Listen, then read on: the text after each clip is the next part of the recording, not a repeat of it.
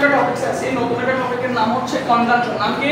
Conjunction. Conjunction parts of স্পিচের একটি প্রকারের নাম কনজাংশন। এই প্রকারের নাম কি? কনজাংশন। কনজাংশন। দেখো এই কনজাংশন আসলে বাক্যে প্রচুর ব্যবহৃত হয়, কিন্তু আমরা ব্যবহার করি কিন্তু বুঝি না, ব্যবহার করি কিন্তু বুঝি না। কোনটার কি নাম সেটাও ভালোভাবে জানি না, সেটাও কি জানি না। দেখো কনজাংশন হচ্ছে কি, তাহলে আমরা একটু যদি ডেফিনিশনের দিকে তাকাই তাহলে সেই ডেফিনিশনটা কি দেখো, যে ওয়ার্ড দুই বা ততোধিক, যে ওয়ার্ড দুই বা ততোধিক ওয়ার্ড, ফ্রেজ এবং ক্লোজের মধ্যে লিংক অর সংযোগ স্থাপন করে তাকে কনজাংশন বলে।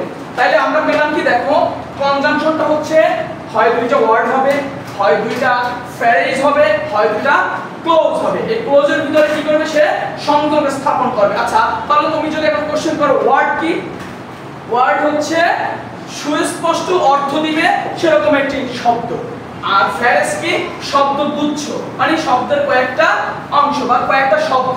এবং ক্লোজ হচ্ছে কি, ক্লোজ হচ্ছে বাক্য অংশ বা খণ্ডবাক্য, বাক্য অংশ বা খণ্ডবাক্য। এর মধ্যে কি করবে কনজাংশন, এর ভিতরে লিংক মানে সংযোগ স্থাপন করবে, সংযোগ স্থাপন করবে এবং তাকে মূলত কনজাংশন বলে। এই কনজাংশন হচ্ছে সাধারণত তিন প্রকারের কনজাংশন আমরা লক্ষ্য করি।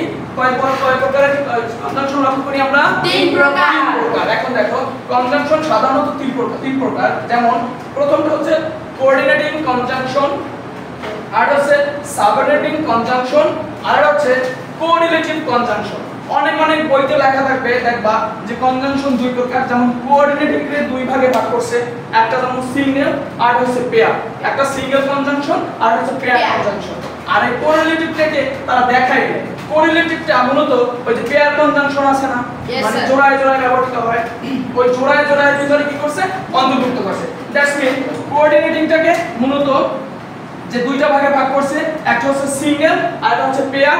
এই পেয়ারের ভিতরে কোরিলেটিভ কনজাংশনটা কি করছে অন্তর্ভুক্ত করছে। আমরা এরপরে শিখবো এই কনজাংশন যে সাধারণত তিন প্রকার আমরা পেলাম, প্রত্যেকটার ডেফিনিশন এবং প্রত্যেকটার আলাদা ভাবে উদাহরণ।